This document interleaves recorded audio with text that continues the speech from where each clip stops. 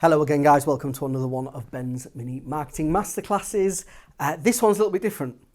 This may be controversial. I like to class myself as a critical best friend. I'll tell you what you need to know. This one's about AI. There's probably nothing implementable about this video. It's more of a pep talk about AI and... What's that, Paul? Sorry? Ignore that. Ignore that. Oh, yeah, sorry. Anyway, why you shouldn't be worried about AI. And so I want to make 2 points here. Number one, there is companies out there now realizing, huge companies, realizing that it's actually been detrimental, or at least not as productive to be implementing AI instead of getting rid of people. I'm not saying AI isn't going to cost jobs. I'll move into that later. But companies have proved that firing staff and using AI hasn't increased productivity. There's been a company in the news recently, I won't name names, and it turns out their company spent £500 million on AI credits for their team. So that means they're spending all of those credits and still have their wages to pay. It's quite a bad look, obviously. They've now banned AI. They didn't get rid of the people, they got rid of the AI. And number two, 19 out of 20 AI companies are non-profitable. It is a bubble. If you looked at all, I'm not going to get into stocks and shares and graphs, but if you looked at the market right now, it has every sign that AI is a bubble. And to be honest, 90% of the companies out there using AI, these little websites that are popping up, are using the base 3 AI, which is OpenAI, Anthropic, and which is Claude, and Gemini. So again, 90%, because those companies, they have to buy credits from the big 3, and then they sell that service back to people by using AI. There's barely any money in it. So I wouldn't worry too much about AI in the sense of, oh my God, it's going to change the world. Well, I hope it's not going to. I've got a little girl, I worry about her future all the time. But I just need to make a few points about AI. So number one, throughout all of human history, it has been human being with tool versus human being with tool. How do you think accountants felt when calculators came in, or even worse, when software came in, when Xero came out? Accountants probably got terrified. But the ones still using pen and paper, they're the ones who got left behind. Everyone probably got scared. Some adapted, some didn't. The ones who didn't adapt now probably would have lost their jobs. I think that's fair to say.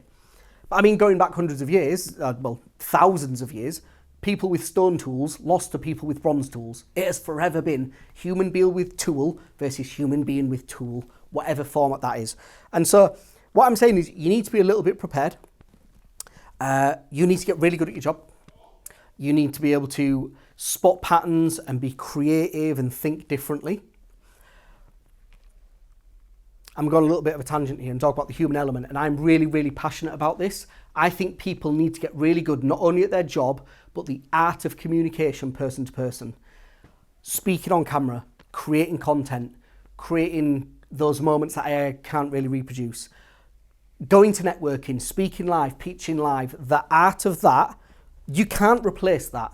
And you might have AI videos that look like people, I get it. But if people are consuming less content on digital media, which they are, then the art of face-to-face is going to be far better. In Scarborough, my hometown, they do a cobble market now, where a load of collectives get together, and not only do they sell goods to people, but they trade goods. An artist come along and say, oh my God, I love this, I've got this painting, and it's like a trade. It's genuinely amazing. And so don't be too worried about AI if you can believe in the human element of all of it. Because I'll be honest, the people out there doing content like this, of speaking and educating and holding in-person events and pop-ups have never been bigger, by the way. COVID kind of quashed it, but they are roaring back. If you can get to the art of the human essence of it, I think you're going to be fine. I genuinely think you're going to be fine. Maybe I'm just an optimist. Because, well, I see business all the time using AI. I see people doing the same ChatGPT captions. I can spot it a mile off. I say to Paul and Stu and all the people in the team, I can spot your ChatGPT captions a mile off.